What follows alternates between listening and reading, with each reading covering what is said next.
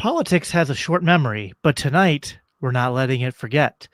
That means we're talking about not just foreign policy and what's going on right now with Venezuela and maybe even Iran, but also about Trump's presidency from the past year overall and predictions that we made a year ago and holding ourselves accountable to those predictions.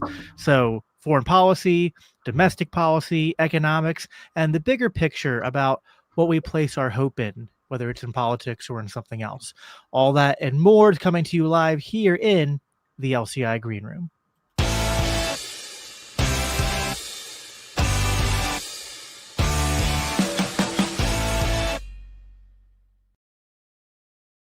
Hey everyone, I am Jacob Winograd. You probably all know me by now, and I'm here with my probably most frequent co-host on the Green Room, as well as frequent guest over on my show, the Biblical Anarchy Podcast, our co-host of the Libertarian Christians Podcast, the anarchist Anabaptist himself, Mr. Cody Cook. How are you doing tonight? I'm good. I want to apologize to the viewers who were misled by the promo image into thinking that we were going to be nude for this particular conversation. But I can see those numbers dropping from when they first popped in. That's all right. Yes, I see Amity already in the chat saying thank goodness y'all put your shirts back on. Yeah. No, we're not doing shirtless episodes tonight, but that'll be for the insiders only. So like if you want to go to libertarianchristians.com/donate, and we're going to be doing monthly insider calls. Probably so every month we have like a team meeting, and then we're going to start doing our insider calls after our team meeting, which will be on Mondays. So there'll be a couple Mondays where instead of a green room, there's going to be an insider call. So you'll have to join and see if perhaps you can catch us topless on one of those meetings. That's probably not the best way to leave a good impression on donors, but you never know. Give the people what they want. We're capitalists, right? But see a lot of all of you in the chat. Changed forever for yo Jacob. What's good? Hello, thank you. Yeah, a lot of you guys. I see some of you are watching on the mobile version, by the way, which is totally fine. But if you guys want to, if you're watching on your phone and that works for you, that's good. But you can also just click on the channel and go and watch the widescreen version and have a little bit easier time watching it. Sometimes I prefer the wide view, but YouTube now has the option to stream to both the vertical and the wide. So we're going to do what our YouTube overlords tell us to do. To get the views, to get the clicks, because I think Cody and I would probably just talk to each other even if no one was listening, but it's better if there's some people listening too. It's more productive that way. So we're here tonight, of course. The big thing that the thumbnail was promoting was that we made predictions about Trump's first year a year ago, and we're going to be revisiting, going over those predictions a little bit later on. But I wanted to start by just kind of, while people are coming to the stream and waiting for more people to join, we can just talk a little bit about what's gone on the last few days. I thought, and I know I was listening to Dave DeCamp and Kyle Anzalone from antiwar.com today, and I was thinking like them, like it's Christmas, it's New Year's, we should be able to kind of relax and take it easy. Nothing huge is going to pop off. It's not like the president would start a new war over the holiday break, but no, that's exactly what he did, as well as threatening another one. So I don't know. What do you? Well, first of all, can we call this a war? Because I've been challenged on this, Cody. I've been told by many Trump supporters, by many from proud MAGA Republicans, that this was not a war, what happened in Venezuela. What's your take on that? Are they right? Am I missing something here? I mean, listen, I understand that when you come in and you do a little bit of bombing, you kidnap the president, you arrest him, the people cheer that you showed up. I understand why people would say that the invasion of Iraq was not a war. Nevertheless, we were there for 20 years and that's what happened. And we called it a war. Now, so yeah, and so if the argument that MAGA was making, no more wars, we're not doing Iraq again, Iraq was a mistake, yada, yada, yada. if that follows, if they're serious about that, then whether they want to call Iraq a war or not, technically, this is not what they voted for. And so every time somebody says, well, this is what I voted for, it's like, no, you voted America first. You voted mind your business. You voted end the war state. No more quagmires. That's what you voted for. And also, anti-immigration stuff and tariffs. But like that was part of the deal. And so, I mean, call it whatever you want. It's Iraq. I mean, it's Iraq 2.0. And so, I'm hopeful. I hope that for the Venezuelan people that it's going to go a lot better than that. Like I know some of the situations on the ground are a little bit different as far as the culture and what's going on there, but it's like anything Trump does that's like sort of stupid or haphazard. It's like I hope it turns out well because like people get hurt if it doesn't. Like I'm not hoping it goes terribly, but it's just not wise. And if it does go, better than we think it might, that's not like a reason for us to go, oh, we were wrong. Like, no, it's a good policy to not just go around invading countries all the time. Like that's the right thing to do. And if it happens to work, thank God. But that doesn't mean we keep doing it, even though Trump is saying he's going to keep doing it. Yeah, I mean, to me, this whole like, well, what if it ends up good, right? Or if they point to, I mean, I can't think of many. I think the only major intervention and sort of nation building project that anyone can ever point to is Japan. And I think that there are some major discrepancies and caveats and like just things that are not congruent in comparing Japan and that intervention and nation building experiment to a lot of the more modern ones. But it's kind of like if you were going to, no matter what, if you're going to try to say, well, what if it works out good, right? Like it's not destined to go bad. It's like, you know what? Drunk driving is not necessarily destined to go bad, but that doesn't mean you should do it. Doesn't mean it's a good recommendation or a good mode of behavior to engage in just because that, well, I've drunk driven at least 3 times and I didn't get in an accident. It's like, okay. And I saved a child's life when I did it. Right. Yeah. Yeah. I mean, well, I think in general, people could point to World War II, the Marshall Plan and the nation building that happened. I mean, I think there were a lot of, French people and Polish people that were glad that we invaded. Right. And, I think there's some significant differences between World War II and then just sort of waking up one morning and saying, we're just going to go ahead and invade a South American country and see what happens and take their oil. Like, meme, like what it was like woke up feeling cute, might kidnap a government leader today. I don't know. Yeah, I might invade. So yeah, I mean, and I think I don't know. Like, I don't want to do a whole relitigating World War II episode. But I think it's true that there have been times where we've intervened and things went okay. But I don't really think that's the standard. Sometimes does it work? Sometimes are we glad we did it? That's not really the standard.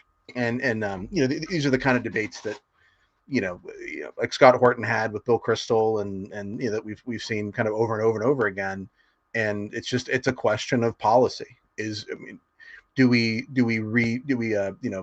take our shovel and go to the foreign policy graveyard and dig up the Monroe Doctrine and say, oh, by the way, we're going to go ahead and police everybody in our hemisphere again, and which it's such a dumb argument to make to appeal to the Monroe Doctrine at this point, because this is the very first country that Trump has bombed in our hemisphere. Every other country, I think 8, has been in another hemisphere, and so it's incredibly just an incredible special pleading. It has nothing to do with anything. There's also, and I haven't gotten into this in the public discourse yet, because it actually wouldn't mean a whole lot to the MAGA people. But if there were liberal people who were trying to argue with me on this, I'd say, like, now as a libertarian, as a non-interventionist, I don't believe in the Monroe Doctrine. Mm-hmm. But there is something kind of funny about how liberals are against. I guess they're kind of consistent on this. Like the whole thing with like Russia and Ukraine is basically Russia saying, well, we have a right to our own Monroe Doctrine. Right. And I don't accept that. I think that there is something to that argument in terms of just pointing out the hypocrisy of like, if you're okay with America having a Monroe Doctrine for our hemisphere, then you don't have good grounds to object to Russia having their Yeah, own Monroe Doctrine in their hemisphere. But yeah, obviously, as a libertarian and a Christian, I don't think any country should have a Monroe Doctrine yeah. for whether it's left, right, north, south, or whatever. I think, like, you know, you have a right. Well, I mean, it's all relative, right? If you're going to even argue to me that nation states should exist and have a right to exist, and I was somehow persuaded of that, which I'm not. But at the very most, they could be argued to have a right to like govern that is which is within their own borders, and they don't have a right to go around and be like the question I've been asking everyone, just even Monroe Doctrine aside, is just like what gives any government the right to go and view another country, other government, and say your leader is illegitimate and we have the right to overthrow them. Yeah, well, and I mean, ultimately, it really comes down to strength, right? And this is why I think Trump has been kind of ambivalent about what's happening in Russia and Ukraine, is because I think on a fundamental level he gets the logic that Putin is invoking there. Um, but yeah, I mean, if Venezuela wants to produce drugs, okay, like just going back to this whole kind of everybody minds their business, America first kind of thing. If you want to police the borders, police the coasts or whatever, go ahead, police your own country, right? But like once you start saying, well, they're producing drugs, so we can go there and bomb them, it's just completely incoherent. And then essentially what happens is anytime anybody wants to bomb anybody because they don't like what they're doing, they can do it, right? Because somebody here might buy a thing that they're selling. Um, so yeah, I mean, there's I've been thinking about this a little bit that you know in my arguments with people on this, it's I think so transparently just a bad argument that's being made by the Trump administration, by the people who are defending him. It's a complete 180, and it's always true that when partisanship is at play, but it's especially true with MAGA that they really don't believe in anything except supporting the team, sticking up for their guy. First they voted for Trump because he wasn't going to invade another country for oil and rebuild their government. And then now this is exactly why they voted for him. And it was good to invade Venezuela because their ruler was a drug dealer. But it was also good that Trump pardoned another ruler to the south for trafficking drugs. Or it was good that he took out Maduro because he was a dictator. But it's also good that he kept us out of war with Putin. Or it was morally righteous and noble of us to invade Venezuela because it's going to benefit the Venezuelan people, but also it won't cost us anything because we're taking their oil. America first. And so there's just, I think, this consistent pattern amongst MAGA that they don't actually believe in anything. And this is why the whole TDS charge that always comes up anytime anyone criticizes Trump derangement syndrome, it's such a frustrating term. I mean, to begin with, of course, there are people who are never going to credit Trump even for good things, and they're going to believe the worst things about him without any evidence, whatever, sure. But there's a considerable part of the MAGA base that's going to justify literally anything he does. And that is equally, if not more, deranged. And so the term TDS itself suggests a framing of politics or values as somehow centering on how you feel about Trump. Do you reject him or do you embrace him? And so the key question in American politics right now is essentially the same one that Jesus asked Peter: who do you say that I am? And so anytime someone criticizes something Trump does and somebody says TDS, what they're saying is, do you agree that he is the Lord, or do you not agree that he is the Lord? You can't have, you have to either reject him or you have to accept him. And it's this strange messianic kind of approach. And so,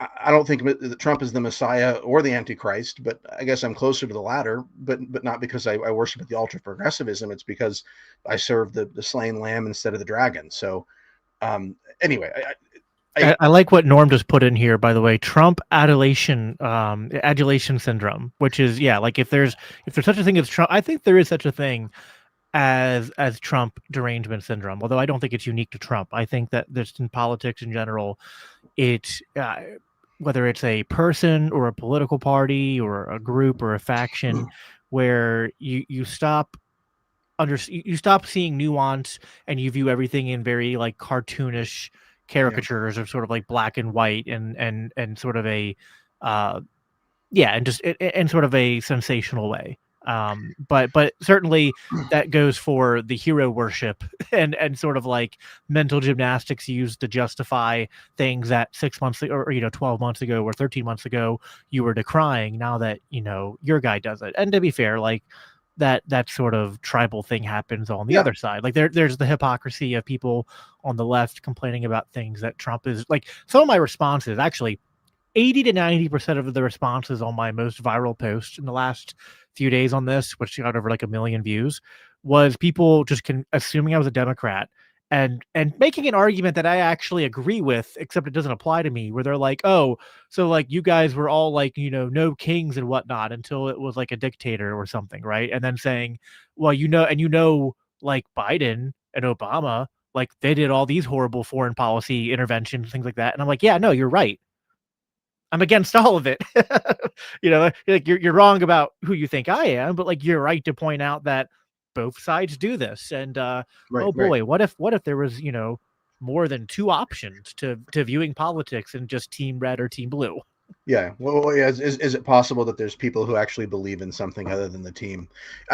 As for norms, Trump adulation system. I've seen a lot of these kind of other arguments for what's the counterpoint to TDS, and to me, it's all TDS. Like I'm not willing to sort of give them that term because to me, like Trump deranges politics. Trump deranges everyone. It's like as if anybody's read that Stephen King book, The Stand.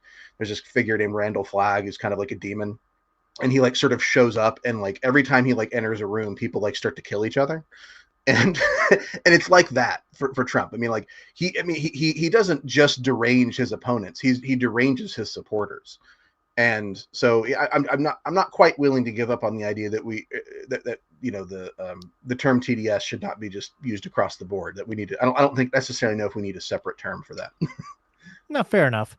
Now, I see Zach in the comments also said the concern is that a new leader is most likely going to take that is most likely going to take power, and this transition is a Likud asset, and that's something that I've been kind of covering, or I keep on clicking the wrong button. That I've been kind of keeping track of as well. I know like antiwar.com people have been kind of making this point that there are some connections between uh or at least some alleged connections between Venezuela and Iran. And they say that, I just think anytime the regime opposes someone, whether it's true or not, they just say, oh, these people send money to terrorist groups. Like it's just kind of the pattern, right? What they say that they send money to Hezbollah and Iran and other anti-America groups, and that I guess like China and Iran.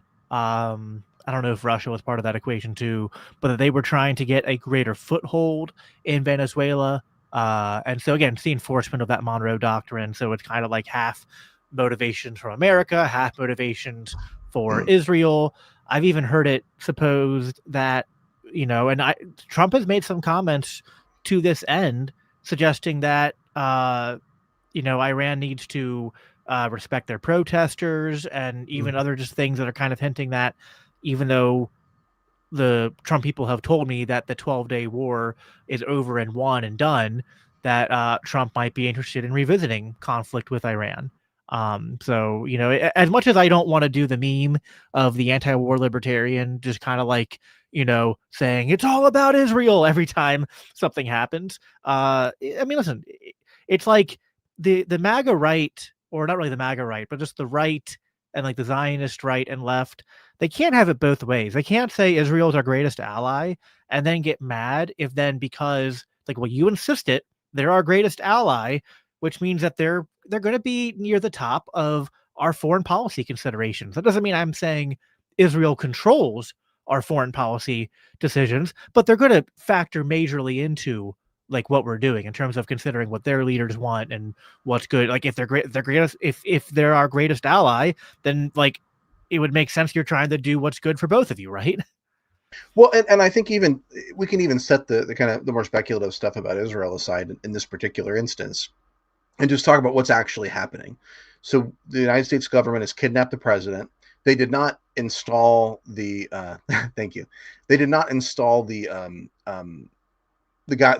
Sorry, was it a woman who had won the popular vote in the recent election that has not I been think put so. in place? Yeah. So Yeah. they don't install her. I'm sorry, I forgot the name. Instead, they install Maduro's vice president, who is a leader in the United Socialist Party of Venezuela, Delcy Gomez, and the person that Trump has sort of put in charge of overseeing this project is Stephen Miller, who is sometimes these words can get used a little bit liberally, but who's essentially a white nationalist. And so a guy who's a white nationalist who tweets about how horrible Latinos are constantly is in charge of overseeing what's going on in Venezuela, and it's almost like to be expected at this point. And so what's really happening in Venezuela? I mean, there's not like an indication. Well, then of course, all of this is in service to what Trump is saying, that he is going to get our oil back, which is essentially what Smedley Butler wrote about in War as a Racket, that um, you know that the military apparatus is serving business interests, because it's not our oil. I'm not going to benefit from this in any significant way. It's agreements that American oil companies made with the government that the government there in Venezuela has not honored. That's their loss. It's not my loss. And Trump saying that it's patriotic for us to invade Venezuela to make American oil companies whole is just incredible to me. And it goes back to something I suspect we'll talk about more, which is the fact that they used to lie to us about this kind of stuff. Like when we invaded Iraq, everybody knew that oil had something to do with it, but like nobody in the Bush administration would say that. Like Rush Limbaugh might kind of say it occasionally and say, "Well, so what if it is about oil? We need oil." um, but like nobody in the Bush administration would come out and say that, and everybody in the Bush administration has talked about oil. And so I just, it's Yeah, it's kind of there's incredible. something. Again, this goes back to a point I've been making for a while now, which is this sort of like I keep on hearing preached to me the superiority of the values of Western culture, Mm, that we're better than the rest of the world because we were founded in an ethos that is Christian, that we believe in God, that we supposedly fight for moral reasons, that we're a moral nation, that, part of a moral crusade to push these values to the rest of the world and to be a beacon of light and liberty in the world. And that like we're the herald the champions, the heralders of civilization. Now, there's something about that even though I don't want to, like, I would never make those exact points, there's something to that where there's a kernel of truth that I will acknowledge, right? Which is that I think for all the faults of our government and our leaders and even our culture at time, that there is something about Western civilization that is special mm, and that did emerge from a Christian history and background. mm. And yet, I feel like the people who invoke this stuff want to have their cake and eat it too when they want to lecture me on the superiority of Western culture over these more primitive barbarian cultures, whether we're talking about Muslims in the Middle East or we're talking about socialists and communists in South America, or we're talking about Russia and China, whatever. But then they'll like more and more now that Trump's back in power, I hear people just appealing to this sort of might makes right ethic. This sort of like, well, I literally had someone today, Cody, to me, unironically, in a group chat that I'm in, just say, "Well, this is how force doctrine works," and I'm like, "Okay, but like, and this is a Christian group chat. Like, so wait, you are a Christian, I am a Christian, and your appeal for why America's actions in Venezuela are correct is because of force doctrine." And then double down on like, yeah, and like this is how the world works, right? It's like it's if you have the power to take over areas and control the resources, then you do that. And that makes it, and I'm just like, Okay, fine. And listen, you can make that argument. There are people who make that who are like they call themselves political realists, right? And they're just like, they unironically just believe in might makes right. But then like you can't say might makes right and then pretend to be a Christian and then pretend to say that like Western civilization is better. Because what you're actually doing is just admitting that, well, no, actually our culture, our society is just like every other culture and society in that we're all just trying to seize power and we're all just trying to control whatever we can control and just we're better at it. Right. We're just, and listen, might definitely makes I'm not disagreeing with that fact, but might doesn't make right. There's a difference between describing reality and that power often does win, and that listen, even in a dispute, right? Like if you and I had a dispute over property and you were the rightful owner of something, that doesn't mean I can't overpower you and take it, right? So might can make reality, but it doesn't make right. And I'm getting kind of tired of being gaslit by people on the right when they try to tell me that listen, the people on the left, on the far left, and the sort of like postmodern left are making the same arguments, but they're honest. They say there's no such thing as God. There's no such thing as objective morality. We just believe that civilization is just a history of power struggles and between different identity groups. And so we just need to make our own coalition of identity groups and fight for power and win. Like that's the postmodern, post-structuralist ethos of the left that they've been operating under, and they're honest about it. But they are honest about also being moral relativists. Don't preach to me the virtues of Western civilization while you practice the same sort of praxeology of moral relativists. It's just it's disgusting, and it's among the many things that I think of is the type of behavior that Jesus was talking about when he says that there will be people who I did all sorts of things in your name, and he'll say, depart from me, I never knew you.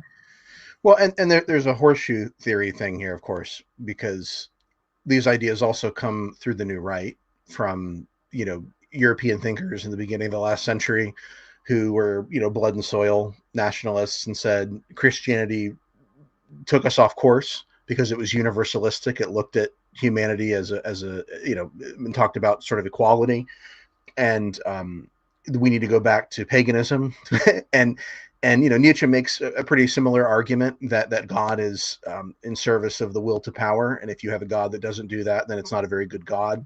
That Christianity is slave morality, and I like to say, I'm going to work on something on this, by the way, in the next year. So I'm excited about that. But yeah, I mean, it's almost like a kind of a weird satanic parody of like Lutheranism, where it's like, declared righteousness is completely cut off from like behavioral righteousness, right? It's like, why is Western civilization good? Well, because we call it Christian, and because it was once good.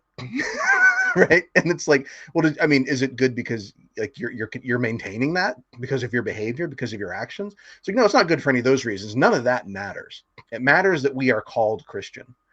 And that kind of declared righteousness doesn't do anything. If you're going to act worse than any bloodthirsty medieval Muslim caliph or whatever, then your history, your heritage doesn't mean anything. And it's like, what I'm feeling a lot of the same frustrations you are, but maybe to an even greater degree, because politics is always dumb and evil. And my life's experience of American politics has been that it's dumb and evil. But I'm not really feeling great about living in this country right now. And I feel like a lot of it is kind of where I'm seeing there's always been a falseness and a hypocrisy in a lot of this Trump stuff, but this is just so blatant Yeah. to me. And there was something about how Bush would lie, and it was infuriating that people couldn't see through it, but at least you knew that he thought we were good enough people that he had to lie to us. Right. But Trump is just transparently corrupt and wicked. Like, he obstructed the release of the Epstein files to protect his pedophile friends, possibly himself also. He circumvented the few reasonable norms and laws we have more blatantly than any president has in the last 100 years. He's been saying explicitly that we invaded Venezuela for oil, and his supporters Are are cheering it. completely Yeah. cool with it. Yeah. Yeah. And it's like the same people who said they wouldn't tolerate another Iraq or Afghanistan are now calling us libtards and Maduro sympathizers because we don't think we should have gotten into another situation that's so close to Iraq that if Hollywood made a movie about it, they would be criticized for hack writing. Right. And I hate that my neighbors and friends and family members are okay with being evil if it means they get to align with Donald Trump. And if I thought I could change their minds or appeal to their better natures, I'd feel differently about it. But I feel like a microcosm of what like sane, moral Germans and Italians must have felt like in the 30s when all their neighbors were saying, "Hey, isn't this guy the greatest?" like, Yeah. like No, you said this to me earlier, and you were like worried about like, I don't want to be overstating it. And I was like, well, I think, like, listen, I think there are things about Trump that are really, really bad, yeah, and I think there's a similarity in the phenomenon, even if Trump hasn't risen to that level yet. But also, like, there's this weird, like, the gap between that, you know, invoking Godwin's law mm-hmm. and Trump's reality here is it's certainly narrowing. I don't know that anyone could really dispute that in any meaningful way. And part of my frustration, and like this can be maybe a transition to starting to talk about our predictions from a year ago, because I think most people know that I voted for Trump along with many other libertarians, and part of my calculus for that was sort of that, like, well, like even when I was envisioning what I thought was like the worst case scenario, which, to be clear, my idea of the worst case scenario was nothing like right now. But my idea of the worst case scenario, insofar as it resembled some things that are going on right now, was thinking, well, if all these people in this coalition who voted for Trump for these specific reasons, if Trump goes back on all those things, then won't people wake up and realize that the Republican Party is doomed and failed, and that we need, to try something different?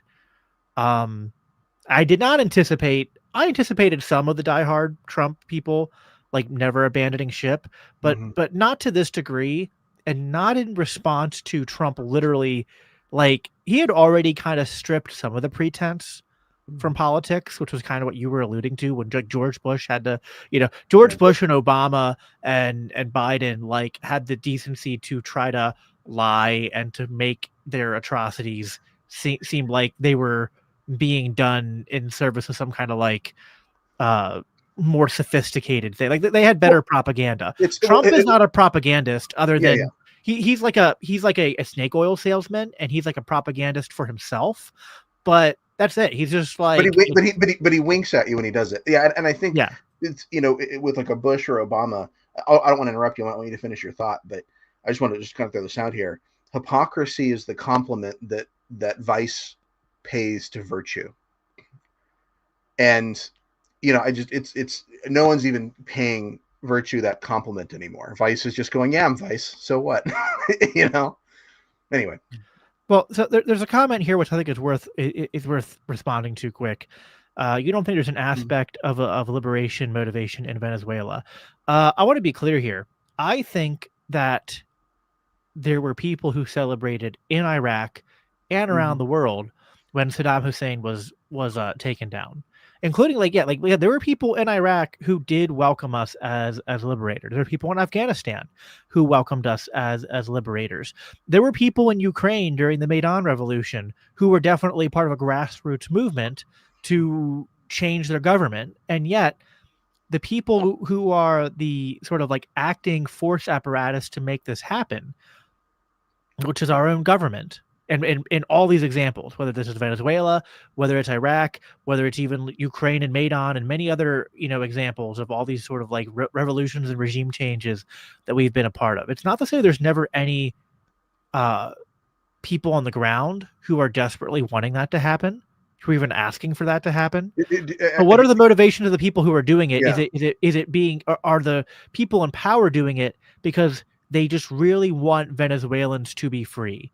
And I think it's kind of a mixed bag. Like if I listen to someone like Marco Rubio, I actually think to some extent that they believe their own like propaganda. And I think to some extent he thinks that American hegemony and control of the world is spreading freedom to people. Mm. So like yeah, I guess to some extent they care about the people, but what they care about more is increasing the control, is protecting the American empire, which is like the guarantee, like in a way, both the Christian nationalists and the post right, like far right, and your normal MAGA people and your neocons are all in their own way operating under the same rubric, which is that we are living post Constitution. Now, what comes after the Constitution, there's disagreement on, right? The Christian nationalists and post right types, they want more of this like hyper nationalist, isolationist, often racialist society. Whereas your neocons, they want this sort of like, you know, uh, new liberal order that America is at the head of the reign, like it controls the reins of, right? But either way, like we're no longer, and again, like you and I are anarchists, voluntarists, like we don't even believe in the Constitution at the end of the day. But I would rather be dealing with constitutional conservatives who are appealing to like, hey, what guarantees our rights and our securities and like liberty in the world is like self-governance and strong constitutions that limit government power. No one's saying that anymore. No one is arguing that. It's all about, whether it's your uh nationalist vision or your, imperialist vision. People are putting their faith in in strong government of just different stripes to secure their freedoms and their liberties. But really, like again, in both instances, it's to secure certain liberties for certain people, but at the expense of other people. And then even then, the liberties you're being granted are kind of like there's an asterisk there because it's kind of like, at the expense of a lot of, in both cases, at the expense of a lot of economic freedom as well as at the expense of a lot of your civil and personal liberties. Well, and I think too, the question's an interesting one because, you know, my initial response is, well, there's kind of an arbitrariness. Why this country, not that country? Because there's all kinds of horrible stuff happening all over the world. Although I almost don't want to say that because apparently Trump and little Marco Rubio have some other countries on their list, so we'll see what happens. But there, I guess my answer to that question would be, it's probably an explanation or a rationale that's coming later to sort of shore it up. Like I think they have other reasons for focusing on Venezuela, but then they're going to say, but you know what? Whatever the reason I'm doing it for, whatever my motivations are, at least these people are going to be free. And I think there was a lot of that in Iraq and a lot of that in Afghanistan. I think it's often, I don't think it's the leading concern in almost any case when you have these big foreign policy things. But I think most of these people aren't completely Satan all the time. Like I think that they think that they're doing something good one way or another, and so I think it makes them probably helps them to sleep at night to be able to say, but look how happy they are chanting in the streets. Um, yeah. Yeah. No, I think there again. Uh, it's hard for me to know. Like I feel like sometimes the most forward facing people kind of like, yeah, they do that kind of post hoc rationalization. But again, like then there's just more and more from the Trump admin where it's like you can tell it's like they're not even trying to give you a very strong. It's like an afterthought, right? Yeah, right. Like I don't know. Like It's there a was talking point. like with George Bush and the war on terror, right? Like it was very easy, even looking back, right? Because like I was, I think we were both younger when 9/11 happened. I was really young. I was in elementary school. And even though I know better, I can go back and watch an old George W. Bush clip about like, the things he said after 9/11, and it'll still kind of like like an invoke kind of emotional reaction to me, because it was just something about like, yeah, we were attacked and we have to go over there and get justice and protect our people and be a like, and he would couch it in this sort of like, moral crusading language that like, it has some like superficial, like surface level appeal, and it made me feel like, oh, he actually is like trying to argue for this being like a moral war. And it's just like Trump and Rubio and all these people, like I just don't, for them it just seems much more calculated and political, with the Right. propaganda being this like afterthought thing tacked on to kind of try to give it the like, some plausible deniability of not just being a war fought for the interests of the elites. I think those kind of arguments come primarily so you have something to meme against the liberals, right? It's like, oh, the liberals don't like kings, but here they are sticking up for a dictator. Like, and it's like just intentionally misunderstanding the argument that's being made. But it's a good talking point, and stupid people fall for it. Yeah. For those who maybe are a little bit younger than we are and don't remember any of the Afghanistan Iraq stuff, I'd recommend going out and watching two documentaries. One is on Paramount Plus called Bodyguard of Lies, and it comes from a statement, I think, from Churchill, maybe, that the truth has to always be accompanied by a bodyguard of lies. And that's about the Afghanistan war. And there's another great one that came out just a few years after I think we invaded Iraq, called Why We Fight. And that's an incredible introduction to the idea of the military-industrial complex. And I was rewatching it the day after we invaded Venezuela, and it was just incredible to see all the parallels coming back up again. Yeah, no, that's good recommendations. Let's get into our predictions then now. So, uh, do you want to lead with this, I guess, because I'm the one who voted for Trump. So you Sure. might want to have the opportunity to grill me a little bit, but we both made predictions, so we'll go over We did, both of yeah. And them. so I'll have the question we asked, and then what we said then, and then kind of my sort of kind of quick and dirty fact checked. With if anybody else has any better fact checks as we're talking, they can give it in there. But we play in this kind of off the cuff. But actually, maybe before I do that though, I was re-listening to our last conversation about this a year ago.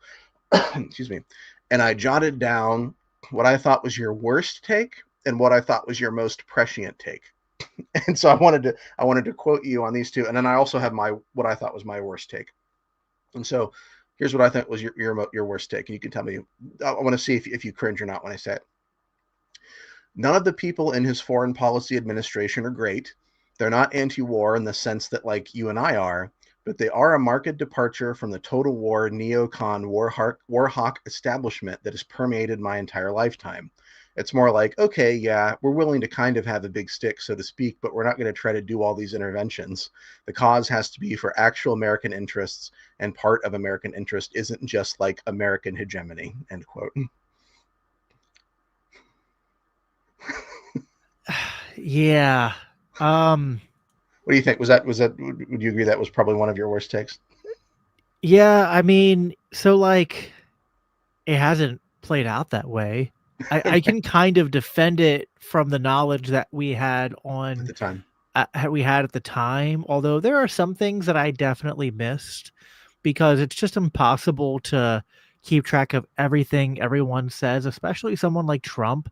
And Yeah. then even then, it's hard to know how much of what he says is just bloviating and like trying to appeal to his base, because like there were some things he said about like not allowing Iran to have a nuclear weapon or even get close to developing nuclear weapons.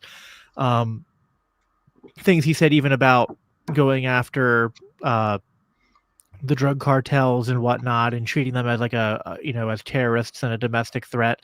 And like to some extent, I was like, yeah, I don't like that rhetoric, but I thought that Trump's foreign policy from 2016 to 2020 was closer to what we were going to get. And I thought that was about like, give or take a little bit in either direction. That was kind of the bottom. And I thought there was an opportunity for actually something even better. I was like, maybe this time he'll be more irritated at kind of the establishment that spent so many years trying to like legally prosecute him and go after him, and whether or not you believe the conspiracy theories, it seemed like a lot of his base and maybe even he, believed to some extent that whether you know explicitly or just like implicitly that the intelligence agencies and the opposition were responsible for his assassination attempt. So I just thought like he was going to come in and play hardball. Like I thought that when he said like I'm going to go in there and end the Russia-Ukraine war on like day 1. I thought like, okay, maybe not day 1, but yeah, like I thought like he's after all the years of Russiagate stuff and him trying to appease them and that not working, he was going to go in there and be like, screw this. Like we're not sending all this money to Ukraine. Like again, not for like humanitarian reasons, but just because like for selfish Donald Trump reasons and his ego. I thought he would go in there and like play hardball with Zelensky and just a little bit with Putin, and he'd work that to a clean end relatively quickly. And then after that, I thought like we're going to have issues with Israel because we always have issues with Well, and Israel. we're starting to get into predictions, so we may want to save But some of anyway, them. well, it's Yeah, just in terms of his whole foreign policy thing. It's just like I thought there was reason to believe that yeah, like, again, grading on a curve in terms of like what's possible or what other administrations did. I thought, he had, and we're getting into things that we're going to talk about later, but like, I mean, keep in mind, part of what pushed me over the edge was that he had guys like Vivek and Elon in his orbit, and they were like quote posting Ron Paul. right. So Donald Trump Jr. was also like interacting with like Dave Smith and Ron Paul and all that, and Yeah, it saying seemed we're like not going to so put many. neocons in the Yeah, administration. so it just seemed like, okay, even if this isn't the best case scenario, the worst case scenario has to be just like, If we get the some, if we, 2016. Yeah. yeah, if So, we get some of the things, do you think that maybe you overestimated the impact of like a Tulsi Gabbard and maybe underestimated the impact of like a Pete Hegseth or a Marco Rubio on foreign policy?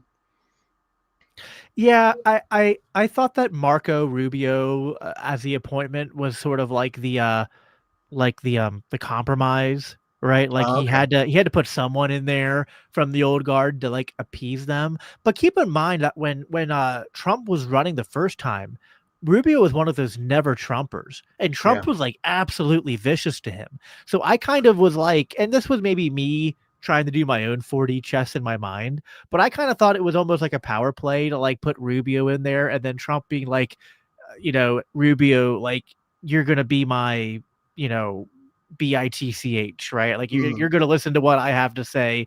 I didn't think Rubio is gonna have uh the ability to leverage Trump much into anything like other people who were in that position might be able to do. Yeah. I thought people like Tulsi and Vivek dropped out early, but Vivek and even Elon and whatnot, I thought that they were gonna, like I thought he was gonna have more good voices and bad voices. So, Yeah. but obviously it didn't play out that way. Well, so your answer kind of brings me to maybe I'll do my worst take, what I thought was my worst take, and then we'll go to your most prescient take.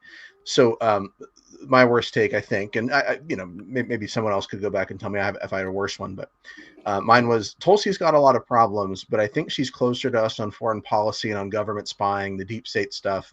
So that could be someone good to be around him. So I think in my case, I really thought maybe Tulsi was like an exciting pick and that maybe she was going to, and for all I know, maybe she's really saying all the right things behind the scenes and he just doesn't care. But there's no indication of that. Every day people are sharing something, a tweet she said 4 years ago and pointing out that she's doing the exact opposite in her Yeah. capacity. And so, I think she's been a pretty big disappointment as far as everything we can see. Um, your, I think, most prescient take was you said some executive orders are obviously bad. This was because he was just starting to roll some of that. We were like within the first week or something. Some executive orders are obviously bad, like designating drug cartels as foreign terrorist organizations. It's like, okay, cool, just ramp up the war on drugs. I'm sure that'll go well this time and won't infringe on civil liberties and further militarize the police and all sorts of bad things that are going to go horribly, horribly wrong. And so, yes, I think in that case, I, within the quote, maybe you didn't sort of, I think, anticipate was the way in which the war that the sort of designating drug cartels as foreign terrorist organizations was going to get us involved in stupid wars. But you didn't notice that that was moving in a really bad direction. So I thought that was your most prescient take. Um, okay, so do we want to go through the list and just kind of talk about what our initial predictions were? Yeah, I did want to say something on Tulsi really quick, which is Yeah, just like that is such a betrayal in my mind, especially because like with the whole Iran thing, she had literally published a report like 2 weeks before that 12-day war saying that Iran was not seeking nuclear weapons, was nowhere, right. reasonably close to doing it, and reporting that they were cooperating with uh inspections and whatnot, but not, and the only thing she said negative was that they weren't keeping to the deal that Obama had implemented. I forget the name of it off the top of my head, Which but like, the one that Trump had canceled? right, well, Trump withdrew from it, Yeah, right, right. and then so what Iran did was like, well, if you're withdrawing from it, we're not going to hold to it anymore. But that was like a bargaining chip to get America back to the negotiating table, which they were Mhm. willing to do, right, and so they just wanted to renegotiate a new deal. Uh, but then Trump, Tulsi got on the stand then like 2 weeks later and basically like, you know, lied and just like completely sold out. And I guess the most charitable thing I could say is that maybe she was acting out of fear because maybe maybe once you get into a certain level of power, you have the people who show you like, hey, here's a picture of your house, and here's another picture of your house, here's another picture of your house. Oh, weird, that's a picture of your house and it looks like there's a rifle sticking out towards the, so like, or the what's the joke, like, hey, here's an angle of the JFK shooting that no one's seen before. So like, that Well, honestly might be my most charitable interpretation I of the downfall of Tulsi Gabbard. my most charitable reading, because I saw it happen with old guard people when Trump first got in office, is that there was a sense that if I'm in the room, I can have an impact. So I'm going to have to kiss his butt. I'm going to have to do things that I find distasteful, because if I don't, then I'll leave and then he'll replace me with somebody who's a lot worse than I am. And then when I really need to speak up, when it's really important that I push back, then I can do it. And then just Mm. that day never comes, you know. But Iran should have been the moment to be like, this is the moment I need to speak up. I don't know. That's my opinion. But we can get into Maybe, more of the but predictions. I suppose if like in the first few weeks, like they're already they're already starting to like do horrible things, and maybe you go, I mean, oh maybe gosh, she it's gonna get a maybe lot she worse sit there. Maybe she sit there like, I didn't think I'd have to, die on a hill like 1 month into the immediately, administration. right? Okay, so our first question last year: will Trump increase tariffs?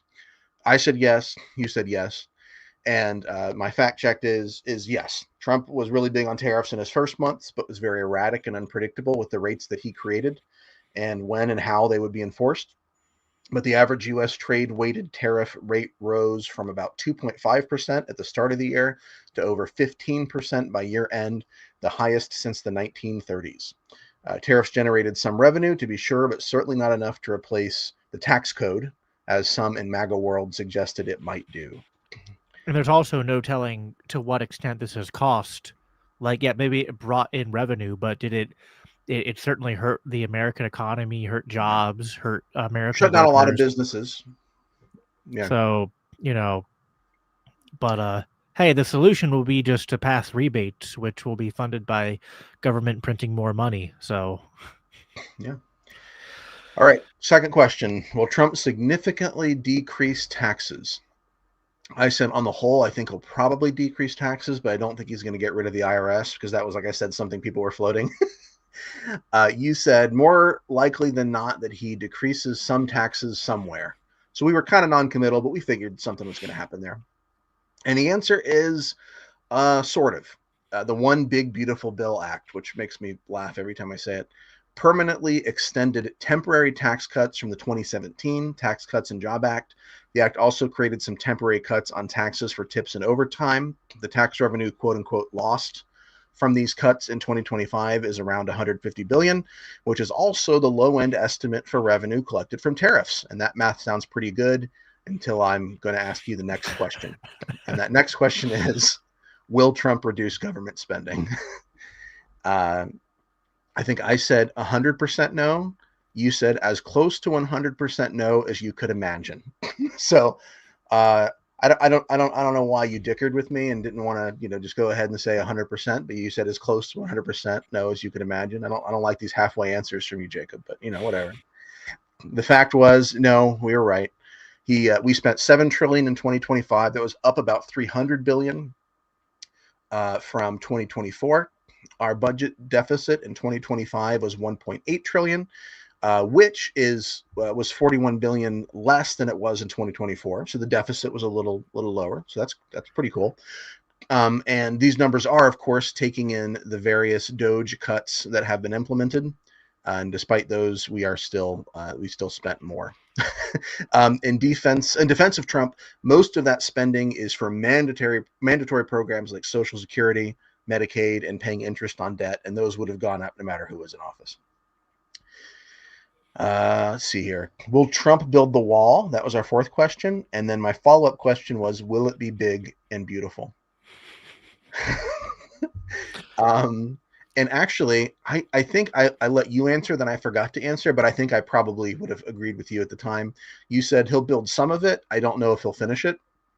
And the fact is, he is working on it. He has not yet built the wall, past tense. But in the first 6 months of his presidency, 35 miles of wall were built from remaining allocated funds from 2021. The One Big Beautiful Bill Act allocated more funds for the wall, including what's called smart wall funding. And so we should expect a couple hundred more miles of wall in the next year or so. Can't tell if you're picking at your beard, if you're laughing. You're doing. I'm trying not to cry. Okay, I'm sorry. Will Trump resolve the war in Ukraine? I think this was another one where I think I let you talk and I forgot to answer. So I don't know for sure what I would have said at the time, but you said, I think it will happen. I predict that fighting will stop by the end of summer and a tentative peace deal will be reached by the end of the year. And we are now at the end of 2025, more actually past the end of 2025. And unfortunately, that has not panned out. But, it was a good hope. I think there was like a small, like not official ceasefire for a little bit.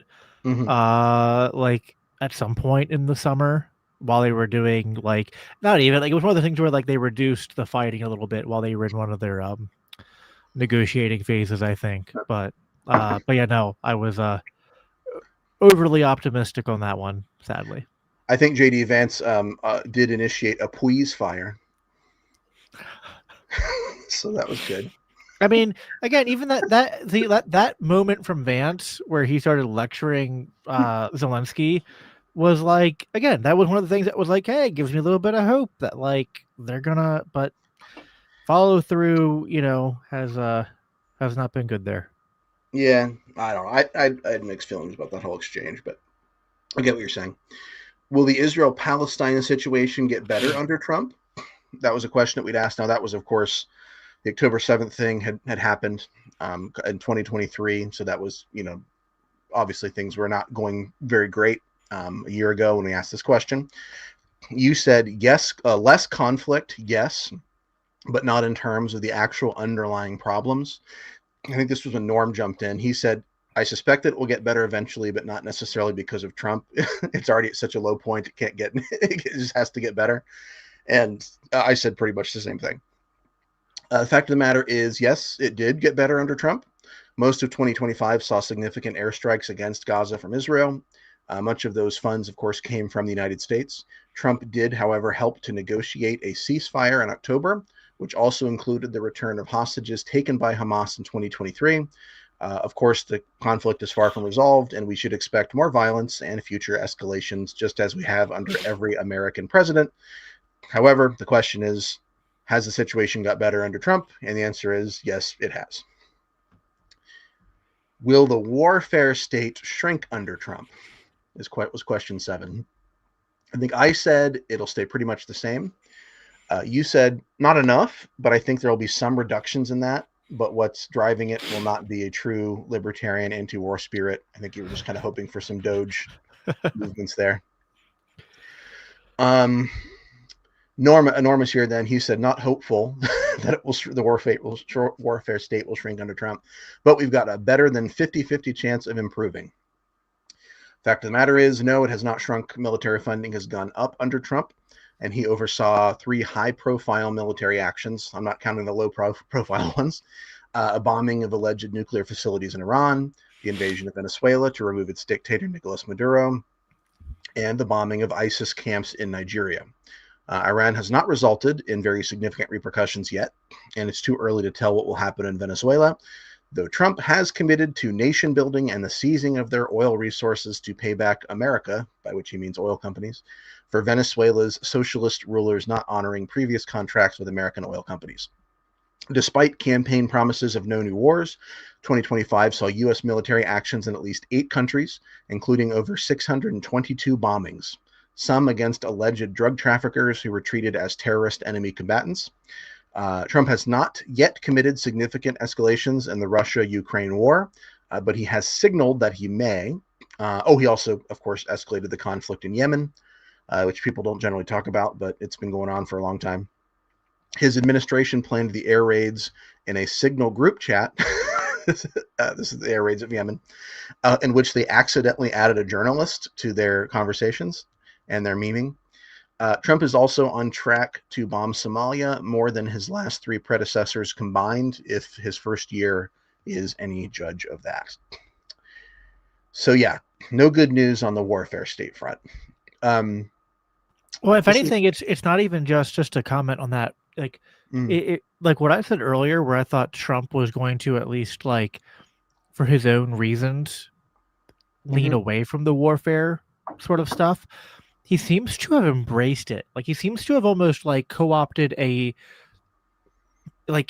he's achieving neocon ends, but using the more populist message and sort of America first rhetoric to justify it, which is like, I didn't really see that coming, because most of the people from that base are at least for the, like, not libertarian reasons, but at least for, like, kind of like selfish isolationist reasons, like, to some extent non-interventionist and kind of isolationist. And I thought that Trump would just be like, more of a focus on America. It's not good business to be doing these wars. But, like, even in the recent comments on Venezuela, like, his statement was basically like, we've gone in there and we're going to run the country until a point where we can, transition to a different leader judiciously and peacefully and all that. I'm just like this is basically Trump, like making neocon talking points just in his own way. I mean, it's like you just play 2015 to 2016 Trump to Trump today, and it's just bizarre. Well, and so here's the thing. I never thought Trump was going to be a non-interventionist because he never talked like a non-interventionist. Because he often would be very, belligerent and threaten things or whatever. The one distinction that he made, though, was we're going to avoid quagmires. It was like, we're going to go in, we're going to bomb, we're going to leave. And so that's why I think Venezuela was surprising to me. I was sort of concerned that Trump would make war seem more attractive because he would do it very quick. You know what I mean? He'd go in, he'd bomb, he'd leave. We're not stuck there. People like the explosions and stuff like that. And, great, he's killing ISIS terrorists or whatever. And so my concern was that, yes, people are just going to see that and go, hey, we can do this without, getting stuck there for 20 years. And we'll just do that instead. And so Venezuela surprised me. The increasing the warfare state, bombing the crap out of people, that doesn't surprise me that he's done that, because he's always signaled that he was open to doing that. But the fact that he would be willing to say, we're going to stay in Venezuela and see what happens, and we're going to help nation build, that was a surprise, because he's been very clear that he was not going to do Iraq again.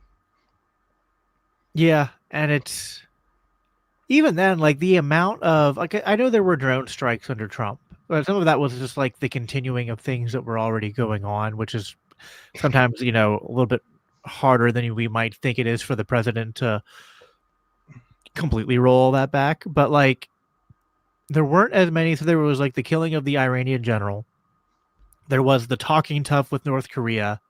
Hmm. Um, but like other than that, I just feel like there wasn't that much like Yeah, well, instigating new Yemen, conflicts with yeah, again, Yemen was something that like had always been going on though. Like Obama had sort of surged with um funding the Saudis to bomb Yemen. So like yeah, Trump continued some of the stuff that was going on in Yemen, but that was kind of like part of the whole issue with Yemen was from my memory was that we had to appease the Saudis because of the blunder that was Iraq.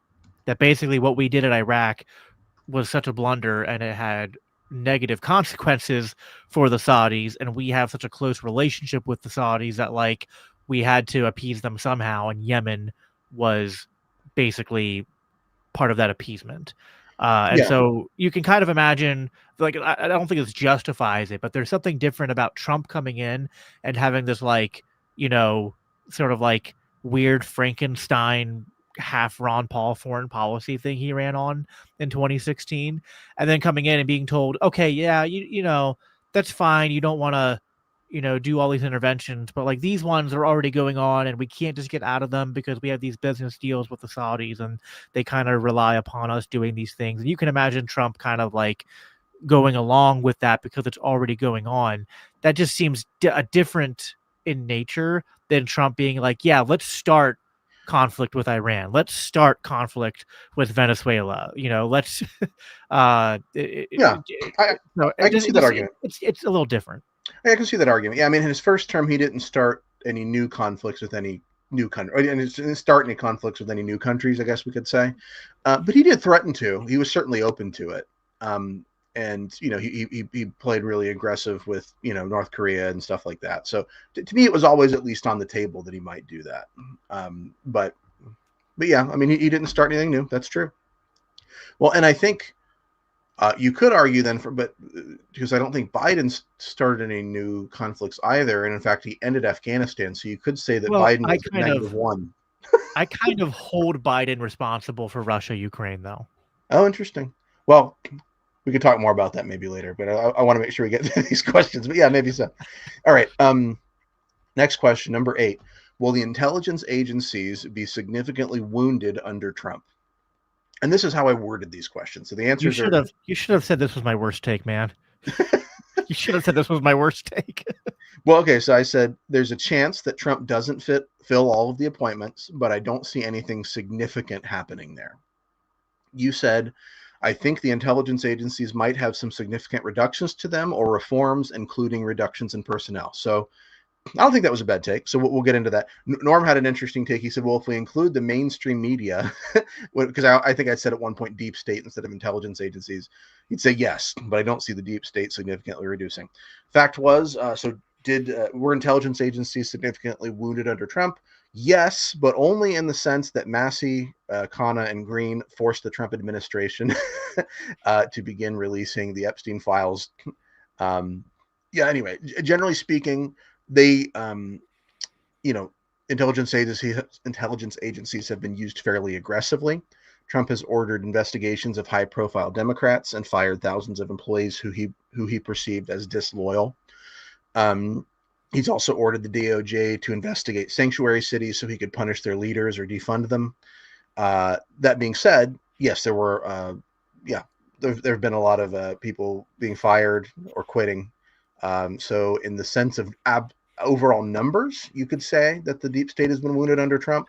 But there's not a weapon that Trump's not going to throw the ring into Mordor. He's just not going to do it. I mean, I get you're trying to throw a bone here with the Epstein stuff, but like that was hardly even a wound. That was kind of more like they were forced to at least throw us a bone that was heavily redacted. And I still don't think that like there's probably tons of stuff they didn't release because they just couldn't find a way to redact it effectively. And I think the intelligence agencies have been strengthened under Trump in a way that I did not anticipate because literally over a year ago, the entire right seemed to be completely ready to be like, yeah, like abolish the FBI and abolish the CIA, defund these programs, like we don't have control over them. Trump has restored faith in the intelligence agencies because they answer to Trump. And they answer to Trump in selling his propaganda and his lies.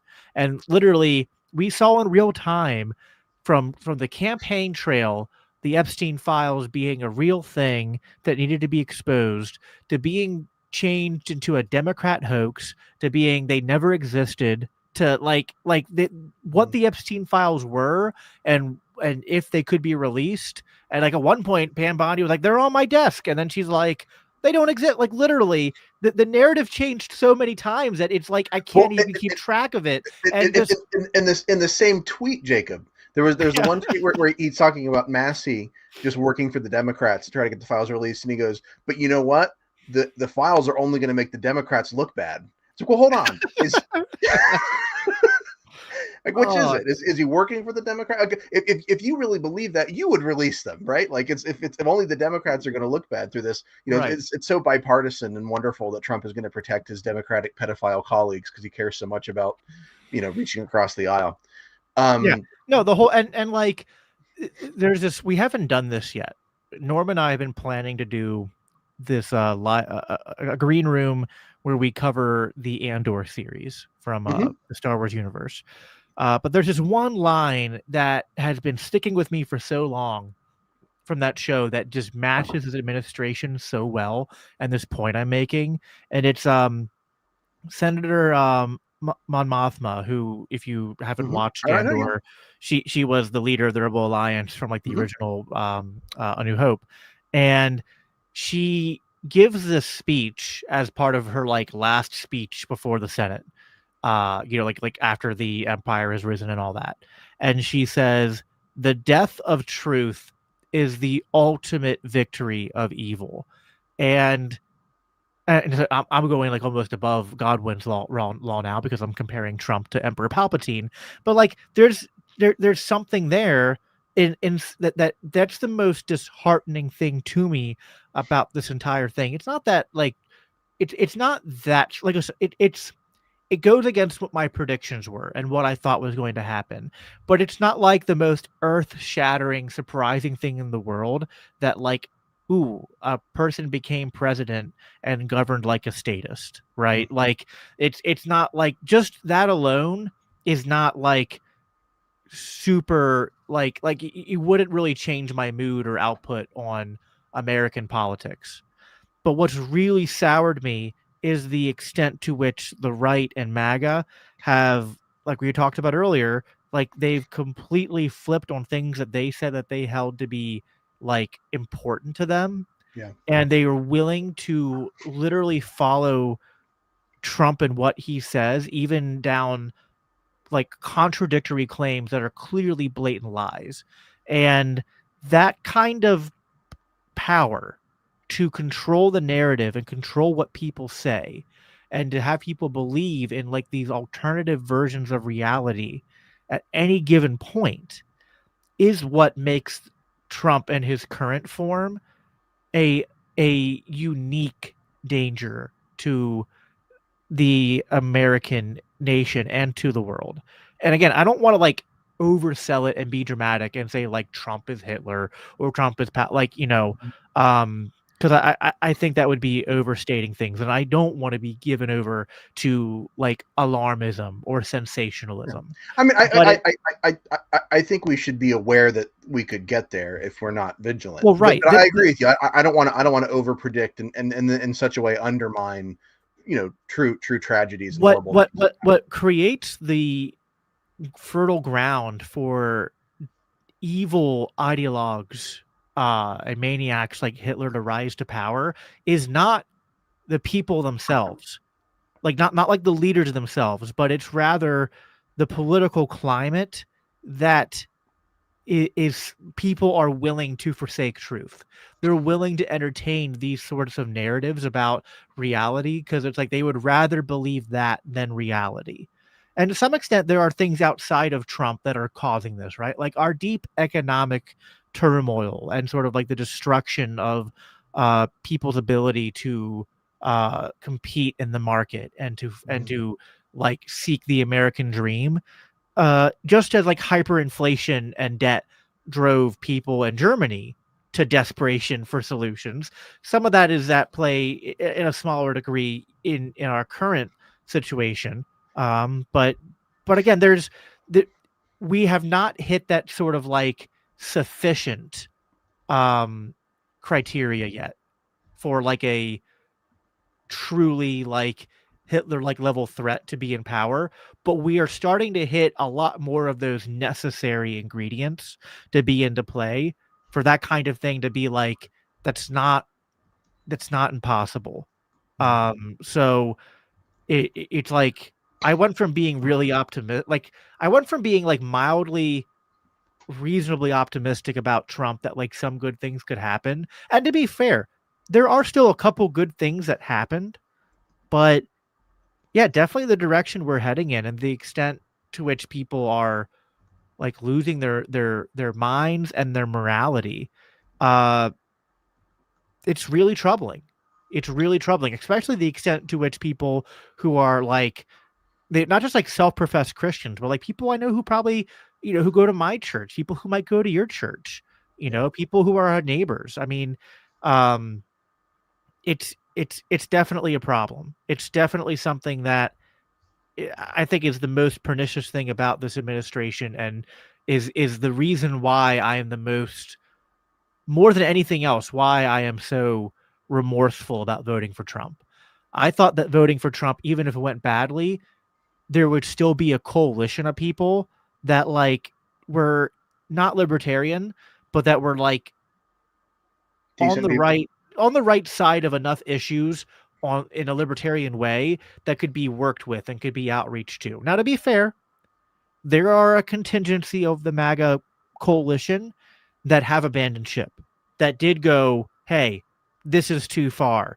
This is insane. Like, especially over the Epstein stuff.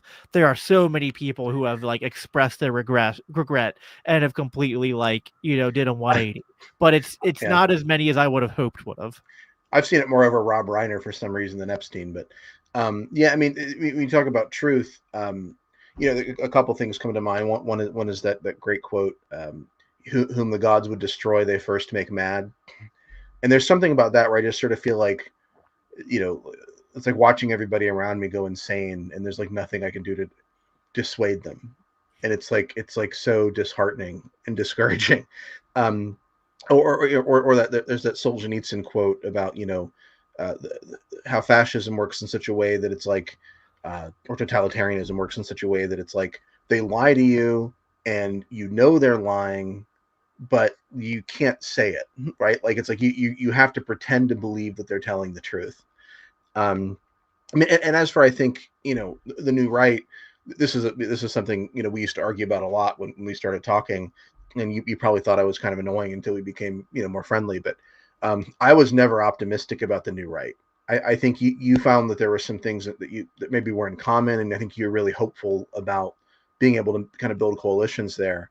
And I just never felt that way. I thought that they were superficially in agreement with us, but not really dispositionally. Yeah, And no, I think I understand that more now, especially because there's a lot of people I feel about the left right now, probably the way you felt about the new right, where I see a lot of them who are like pro releasing the Epstein files, who are almost like starting to again be suspicious of the executive branch and its power mhm, to do all these things, including all these military operations, who even seem to be concerned about lowering taxes and I'm just like, and I'm like, you know what, like, but I can kind of see how, I can tell that they're kind of only superficially saying these things, and there were probably a lot of people on the right who were also just superficially saying those things, but because I'm more uh I'm just, to be honest, with my own biases, I'm more predispositioned to uh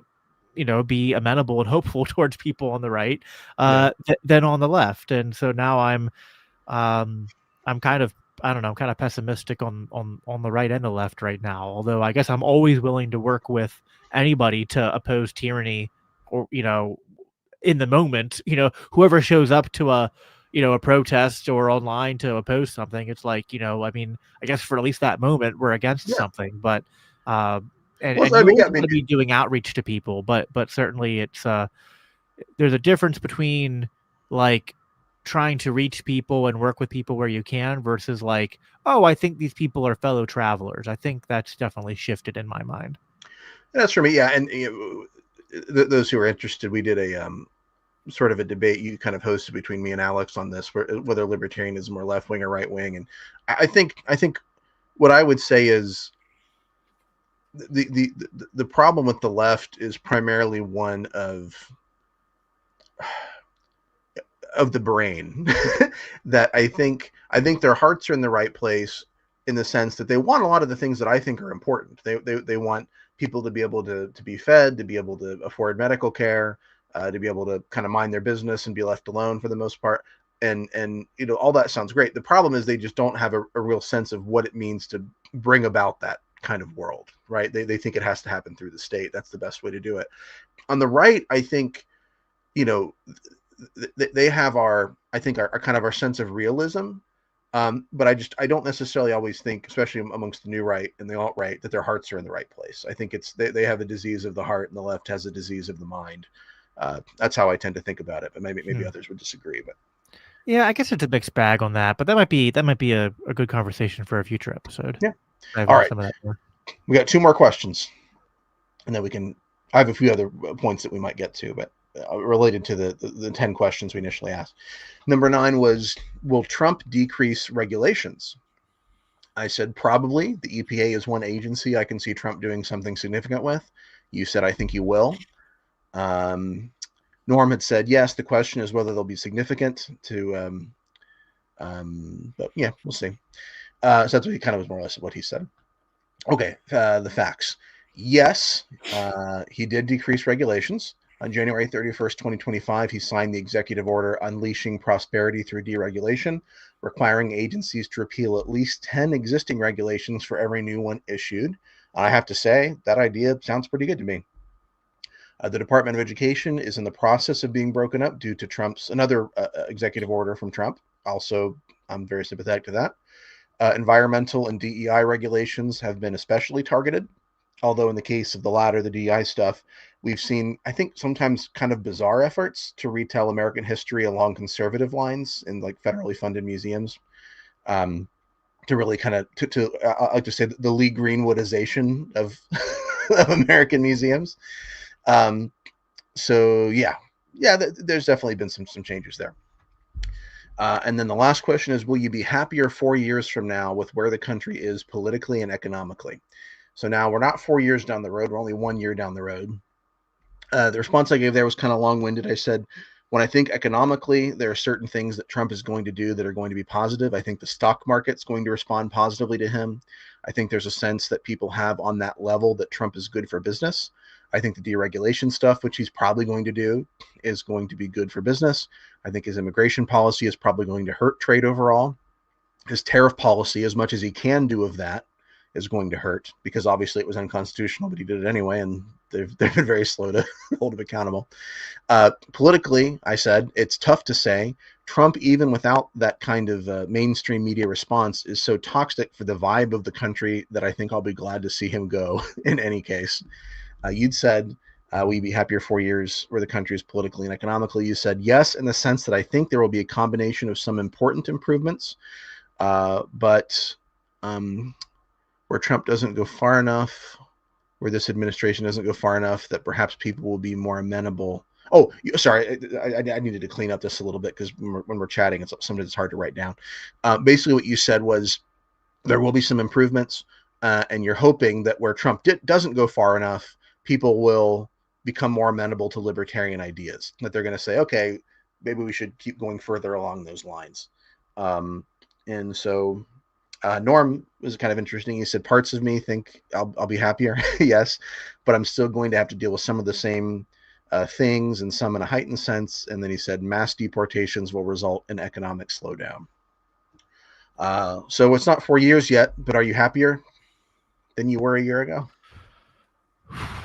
economically and politically? Only in the sense that as the world gets worse, I continue to try to draw closer to God, to Christ, to my family, to my church, and realize that that is where happiness and fulfillment and growth actually happens, and not in politics. Hmm. You know, it's one of those things that I know you and I have engaged with a lot of other Christian anarchists who are, for lack of a better word, I don't mean this insultingly, but are kind of legalistic about voting and political action. And I still think that they're wrong in terms of the absolute principle about political engagement and involvement Yeah. in voting. But on It's, a it's it's not always effectiveness, idolatry. It's not always idolatry to vote. right, exactly, right. And listen, I would say, insofar as I think I've been really critical of my decision, I don't think like I don't think my vote for Trump was done in sin. Like I don't feel convicted of that. I think it was like maybe there was some like false hopes and expectations about what might happen, but I didn't like cast my vote in this like sort of like I don't know, like placing undue aspirations or faith uh in Trump. It was I mean, I actually prayed, like, even though I'd already committed to doing it, like the day of, I was like praying to God. I was like, God, like, like, I don't care what I've said, like this, like what I vote for, who I vote for, if I even show up to the voting booth, like I want to do what you instruct me to do. And if I feel like you instruct me to not vote for Trump or not vote at all, then I won't do so.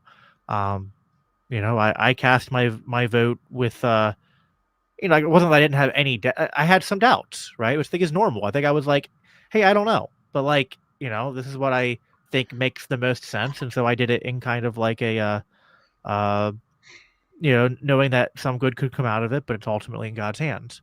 Uh Now, just from a learning through not just this, but my entire time in politics, including in the LP, there's opportunity costs to all this.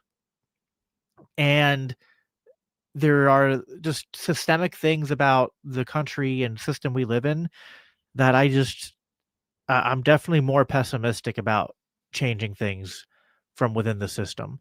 Uh, you might be able to get more done locally. Something that maybe white pilled me a little bit was that even though it wasn't done through the Libertarian Party, someone who is a small L libertarian and a Christian is now my mayor in my borough. And she ran against the incumbent Republican.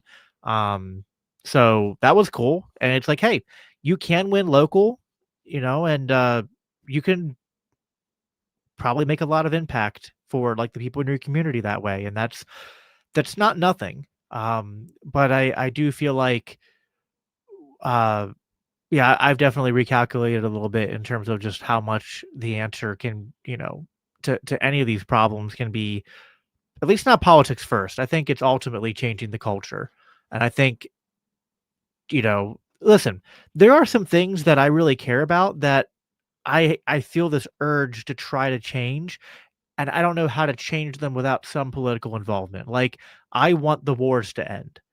And it does seem like you kinda have to have some engagement with the political process to, like, leverage politicians who can make a difference in that to actually start Yeah. rolling back the Well, warfare state. I'll But give an example. This is one I mentioned a lot when people ask about voting. I voted to legalize marijuana possession in my state, Ohio, and I don't regret that even a little bit. I don't have any conflict about that because there are people that I know and care about who smoke marijuana, who are good parents and hardworking people, and I don't want right. them to have to worry about going to jail and losing their house and having their Well, kids and taken away and from and what about the people who are already in jail, right? Like, because I say this to agorists all the time. It's like I think agorism is a cool concept for sort of like creating counter institutions that exist outside the state and make the state less relevant.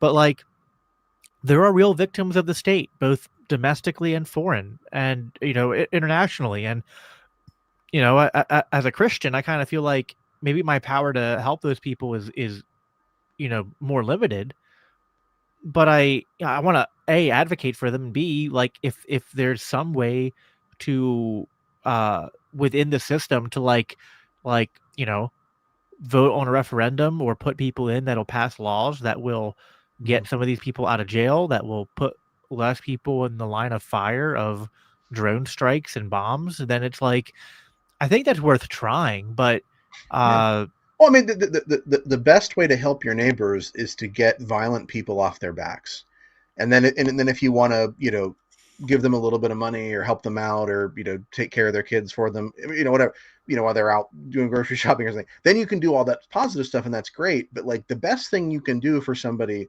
is to unleash them, to take them out of the cage, to take the chains off, so that they can live their life, they can work, they can take care of their family, and then as needed you can assist. But like I think of course it makes obvious sense that you free people first. Like that's the biggest way you can help them.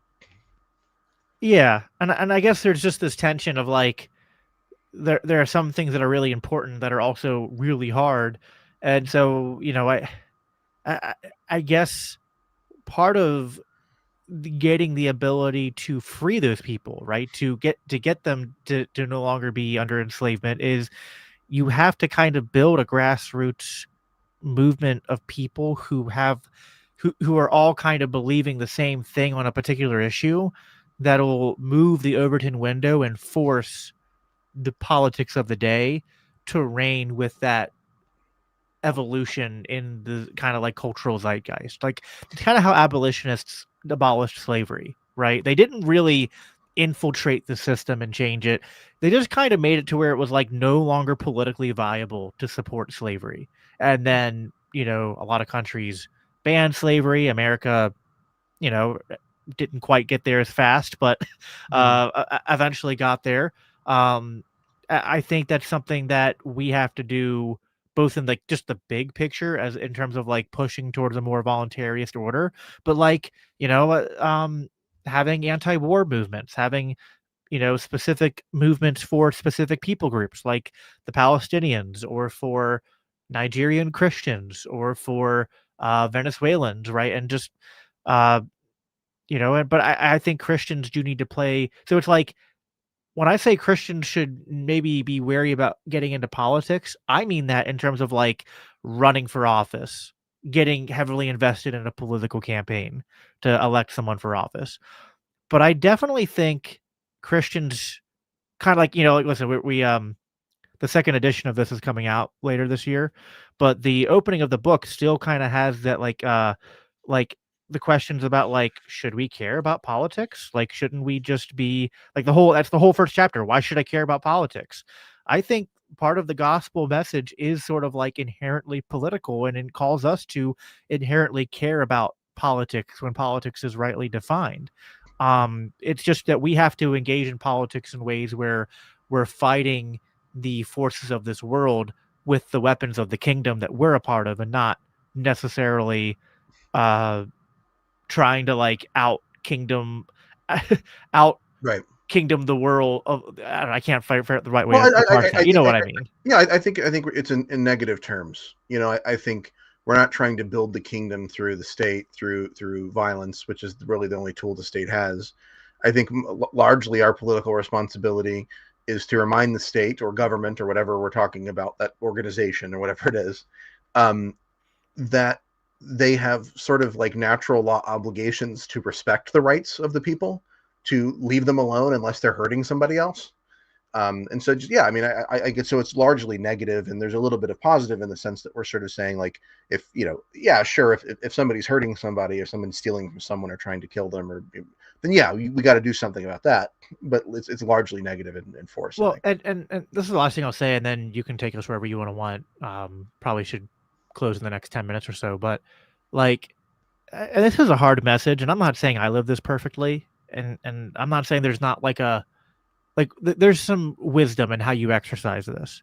But keep in mind that like there were people in the Bible who got to positions of power within certain kingdoms where they were like, like we are. Like they were strangers in a foreign land, right? And that's what we are as Christians in this fallen world we live in the kingdoms of this world. It's not our true home, and we're citizens of a greater kingdom. Uh, I think we need to think about what it means to like be like Daniel, to be like, Meshach, Radshak, and Abednego, and be like, we will, kind of like cooperate with earthly kingdoms insofar as like they do the things that they're kind of like minimally ordained to do to kind of like uh restrain physical violence and things like that. But like, um, we need to be willing to speak out when people abuse any type of authority or power. And I think Christians need to be more willing to understand that like that means being willing to be risked.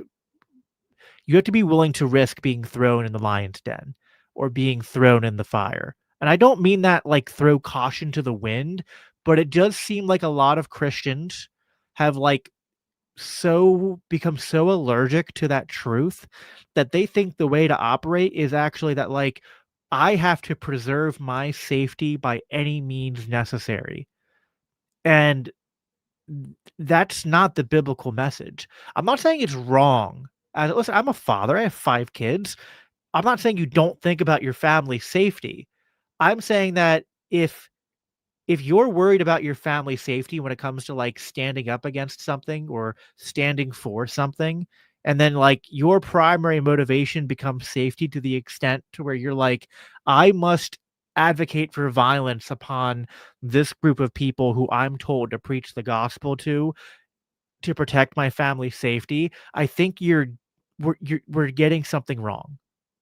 That's what I'm really convicted of right now. Is just that like I'm not saying there's not a tension there, but I think that too many Christians in the West have completely miscalculated how to resolve that tension and have sort of like said, I don't like this tension. I'm gonna throw the tension away and I'm just gonna default to like, you know, whatever's good for my country, whatever good for my family, whatever good for my community. And it doesn't matter if it comes at the expense of the oppression or the deaths of other people that are not in my nation. So Yeah, I agree. Well, so maybe I do have maybe a question I want to ask you in a minute, but I'll kind of wrap up with my current feelings. We're not 4 years in, as I mentioned, but the political climate I feel worse about than I did a year ago. Our economic prospects I feel worse about. On a more personal level, I'm sure a lot of other libertarians have felt this way, but it's kind of when you can see when everyone else seems blind or you have principles when no one else seems to, it almost like starts to feel like a curse. And if I wasn't a Christian, if I could not go back and read other Christians who felt this way in their time and place, or look at the Bible and see Jesus saying, "A wicked generation, how much longer must I contend with you?" Or Elijah praying his heart out to God and saying, "I feel like I'm the only one left." I think it would be hard to have any hope. um, I do, but also I feel a little bit like Jimmy Stewart and Mr. Smith Goes to Washington, where he's like filibustering about the great American principles that we can't let die, and then his body just finally gives out. Like I have to admit that I feel more discouraged about my neighbors and less hopeful under Trump than I suspect I would have with the Harris presidency. um yeah, I think there's some like I don't know. Like the counterfactuals are just impossible to know. That's true. And to be fair, like when I was making my predictions and part of me voting for Trump was actually like I was evaluating two sets of like two unknown variables. Like I was like, I don't know, right? But I was kind of basing off past performance. I was like, well, Harris will probably be like Biden, but potentially worse. And Trump, I was thinking would just be like Trump, but I thought we had already seen his bottom, and I was wrong about that. Um, but it's hard to know. Like, listen, there would be some things about Harris winning that would be better right now if she had won. For one, the right would still be politically motivated to be against war and to be against the intelligence agencies. The right would Uh, be better, but the left would be worse. right, yeah. Right. So we wouldn't have probably the same level of mass deportations we have now. Um, I think, I don't know if we talked about this in the prediction video. I predicted there'd be, you know, I thought Trump would do the same as he always like. Every president had kind of been kind of the same, when it came to immigration, kind of like close enough in terms of like a weird mixture of there's legal immigration, but there's also plenty of people who aren't allowed in, and there's mass deportations and whatnot. Trump's definitely kicked it up a notch in ways that I didn't quite think he would do. So I think Harris would be better in that regard. But I don't know. Trump's made some really bad foreign policy blunders, but I don't know that Harris gives me any reason to believe she wouldn't have been just as bad or potentially worse. It's hard to say. Um, uh, yeah, I don't know. It would be interesting to if you could run that experiment. Like, what would the right wing look like after 4 more years under a Democrat? Because it kind of feels like it could go either way. They could have gotten way worse, or maybe they could have, like, just because I guess kind of how I feel about the left right now. I'm like, are you guys really going to, at the end of this 4 years, if you get another chance at the presidency, are you really going to be like, and now let's put someone in there and just forget about like, you know, let's just keep all the same level of power in the executive branch that we just saw get misused for the last 4 years. Like it just, I guess at the end of at the end of every presidency, you always think that like the other side will finally learn their lesson and be They like, never we do. can't keep doing this. But Yeah. then they just let you down and they don't learn the lesson. So I don't know. Yeah. I do get what you're saying, even though I don't know if I'm quite there, but it's like Well, it's I yeah, guess it's one of those things where you're like, I feel like we're damned if we do and damned if we don't. Like we're damned with Harris, if she would have won. We're damned with Trump if with him in.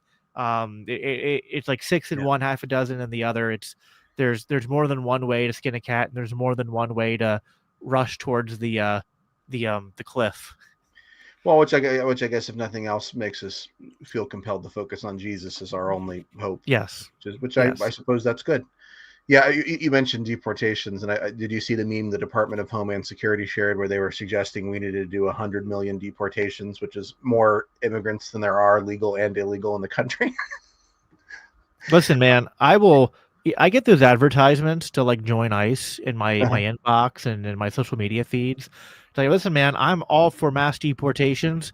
I will start in Washington D.C. in the Capitol building, in the White House. I moved on to the Federal Reserve building, to the IRS building, the Department of the Treasury.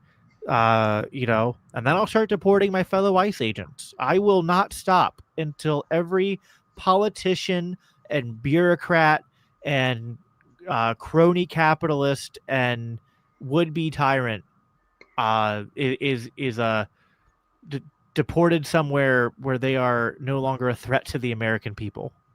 Well, amen to that. I'll mention one more thing before we end.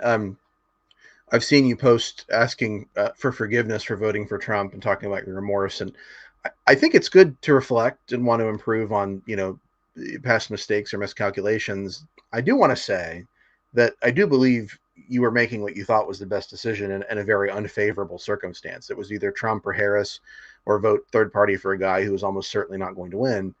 And I get the calculation you did. It's not the same calculation that I made, and I don't hold you responsible for Trump's win. I mean, you have a lot of Twitter followers, Jacob, but you're not Elon Musk. I don't think that if you hadn't announced that you're voting for Trump, I think he would have won anyway. And so I don't blame you for Trump being evil. I picked up a quarter of my Twitter followers because Elon Musk retweeted me, reposted me saying I was voting for Trump. So Okay, well maybe I'm wrong. Maybe it is your fault.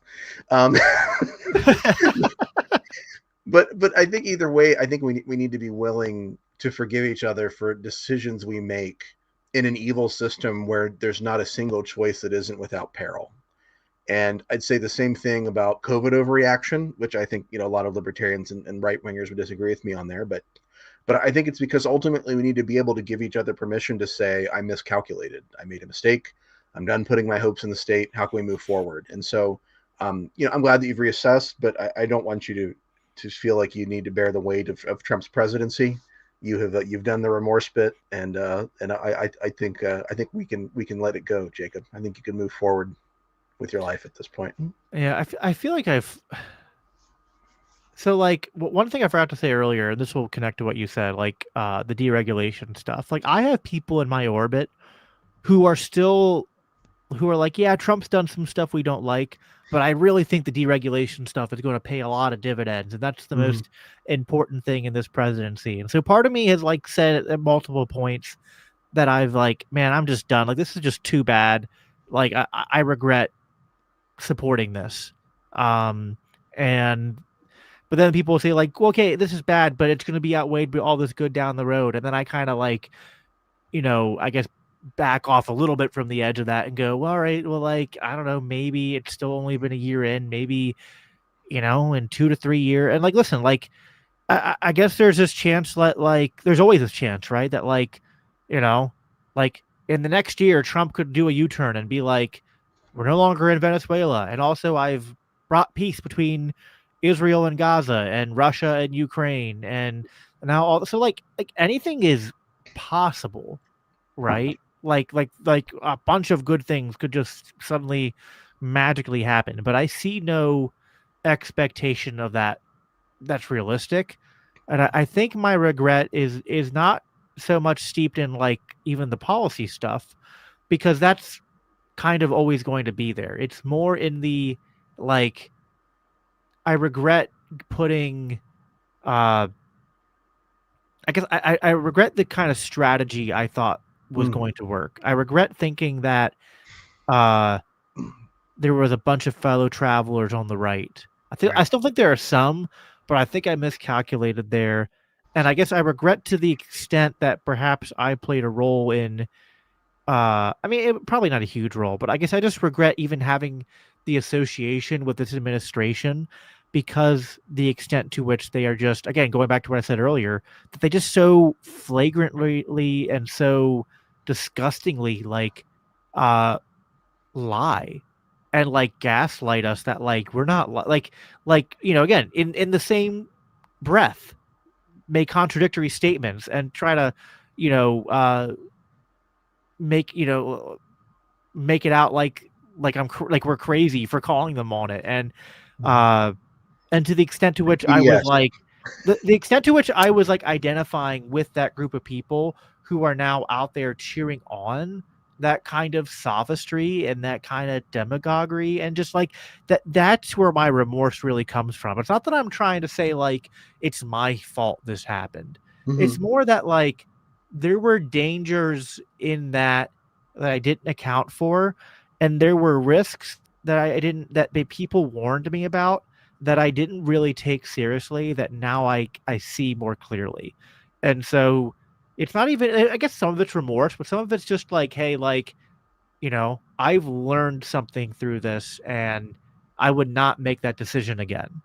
Um Even with like, listen, I think it's amazing Ross Ulbricht is a free man, and I will not take that away from Trump. Like that he didn't have to do that. Um and listen, I'll go one further. I know there are some people who want to like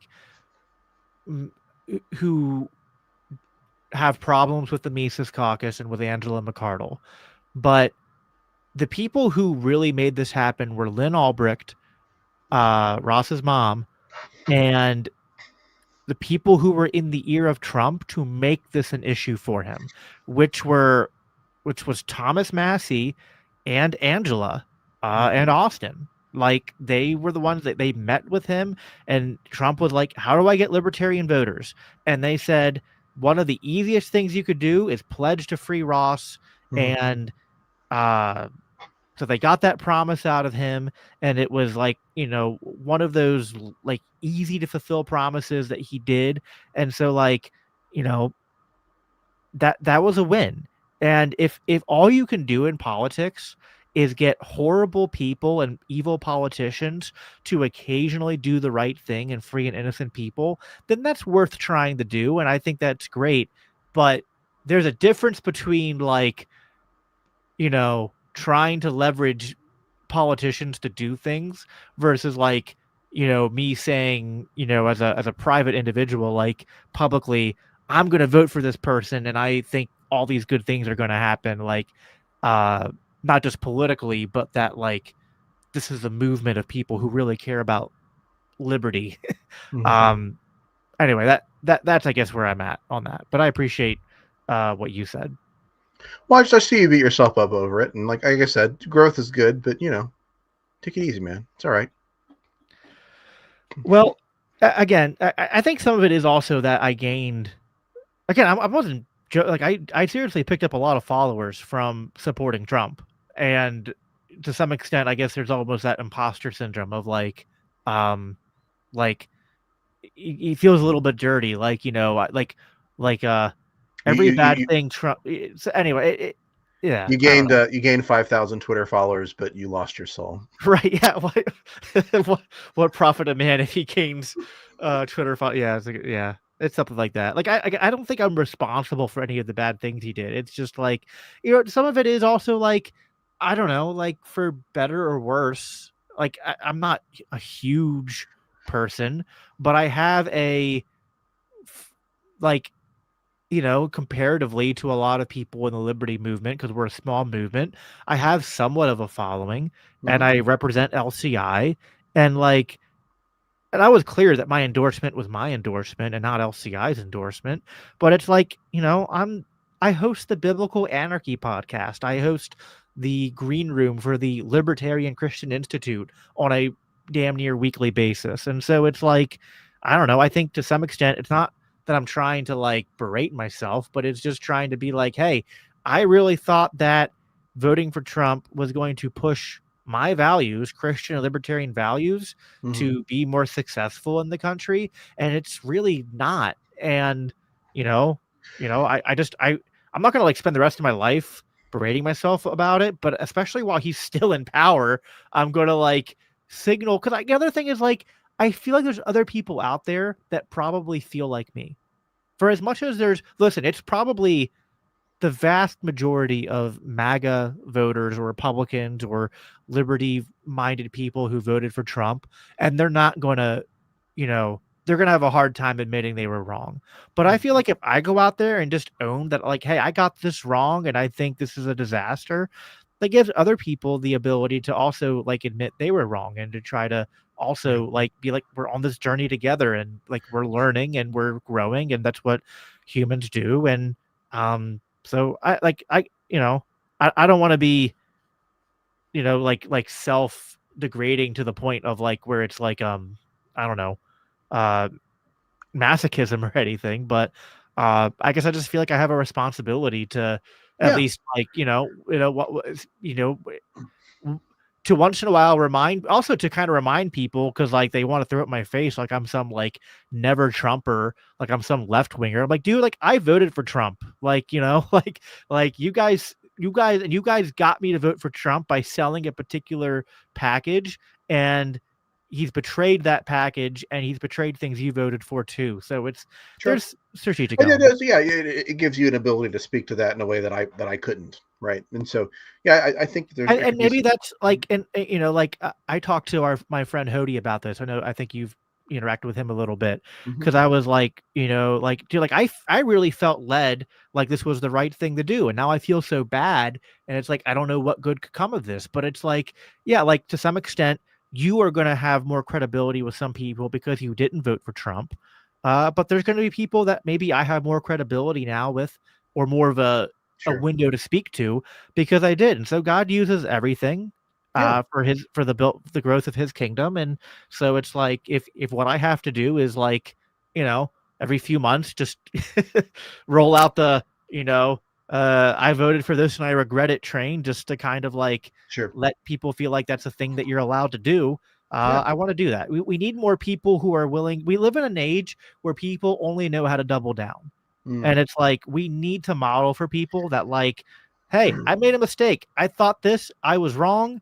And also like just because you vote for someone doesn't mean that you have to like, bend over backwards for 4 years justifying everything they did. No, that's good. No, and I think just kind of quickly wrap up. That's the danger. This is something Jonah Goldberg is a conservative guy, kind of a neocon, but an interesting guy and I think a deep thinker, has said that people don't like saying that they voted for the lesser of two evils, right? They might say it in the moment, but over time they're going to want to try to justify it because they don't like letting that how that sits with them, right? And I Yeah. think it's impressive that you've been able to make that acknowledgement, because I think You talked about, are these people fellow travelers? Can we reach out to them and bring them over? And I think what's happened in a lot of cases is people that I think were influential in libertarianism, who were persuaded to vote for Trump, have become, they've moved in that direction. They haven't brought a lot of people to libertarianism, but I think they have felt the need to now justify their decision. And so that they're going on Twitter and saying horrendous anti-libertarian MAGA crap. And you're not, to your credit. I think I'd be a lot harder on you if you were. And so, so there might be times where I've joked about you voting for Trump or whatever, but I hope you understand that I appreciate the the way you approached it and your integrity and your heart about it. I didn't make the same decision, and I told you at the time why I wouldn't. But I don't see you as an immoral person or an empty person or a whatever. Like I do some who have continued to go along with what Trump is doing, even when he's doing the exact opposite of what they said they voted for. So Yeah. No, I appreciate that. yeah. Um, well, I think we so I don't know. I guess I don't want to play the prediction game again, but uh I guess we'll hope for better things in year two. Yeah.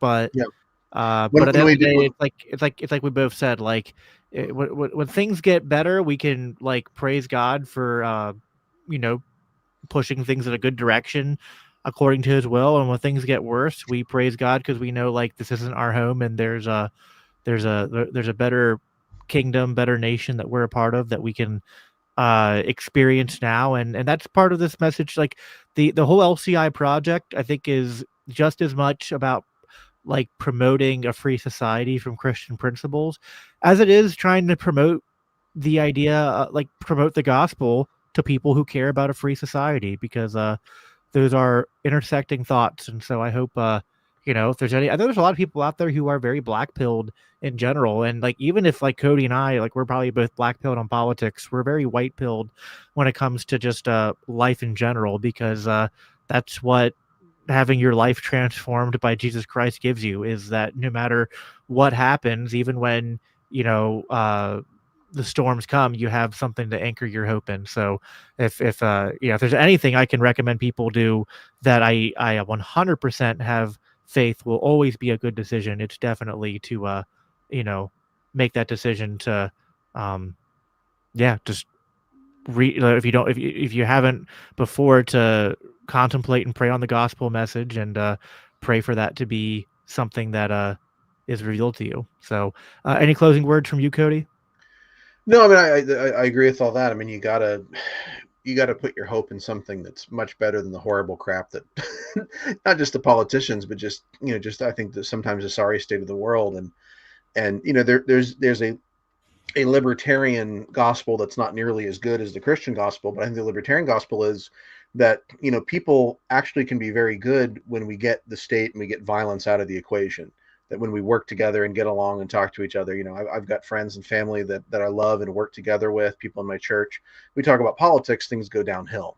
But I think most people, once you remove that violence equation, where a lot of us are really on the same page, and so there's that kind of libertarian gospel, but that's not going to save anybody. It's not the kingdom of God coming. It's not the resurrection. It's not, I think the libertarian gospel is negative. The Christian gospel is positive. It's about what we Yeah. get from knowing Jesus, and so hopefully, at the end of 2028, as much as I like being right, hopefully at the end of 2028 we have some better things to say, or God forbid, at the beginning of 2029, as we discern whether JD Vance is going to certify the election. um, we'll be having this conversation, and it'll sound more optimistic. Yeah. All right. Well, thank you, Cody, for being here, for helping to make this happen. Thank you, everyone, for tuning in and for your comments and your engagement. Please, of course, if you want to support this show, libertarianchristians.com/donate. We had a really good end of the year fundraiser, and of course, your donations throughout the year are appreciated as well, to really help us to continue to grow and get these conversations and this message and this project that we're doing here at LCI in front of more people. If you even if you can't donate, just sharing this, liking this video wherever you're watching it, and subscribing so that you are aware of future live streams is a great way to help as well.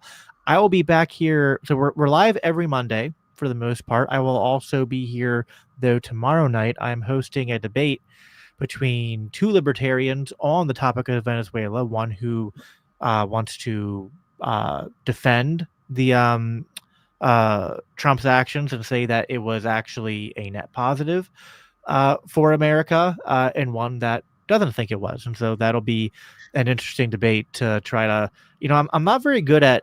I actually think I'm good at moderating debates for the most part, but it's really hard when I get asked to moderate a debate that I have like really strong opinions of. So hopefully I do a little bit better at this one than the last one in terms of like staying moderate the whole time. But that'll be tomorrow at 8 o'clock Eastern in the evening, of course. And then we'll be back again, of course, next Monday for our regular programming. And yeah, that's all I have for you guys for today's live stream.